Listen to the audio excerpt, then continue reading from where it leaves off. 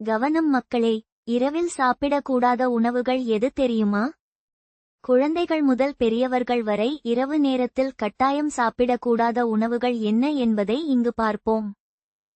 இரவு 7 மணிக்கு மேல் நிச்சயம் டீ மற்றும் காபி ஆகியவற்றை குடிக்கக்கூடாது.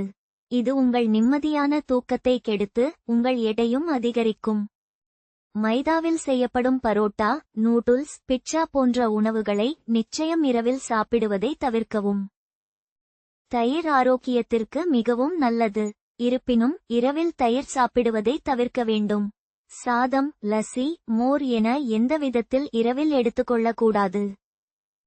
கீரை உணவுகள் மசியல், கூட்டு, பொரியல், கடைசல், சூப் என எந்த விதத்திலும் இரவில் கீரை சாப்பிடக்கூடாது. தேங்காய் சேர்த்து பொரியல், குருமா ஆகியவற்றை முடிந்தவரை இரவில் சாப்பிடுவதை தவிர்க்கவும்.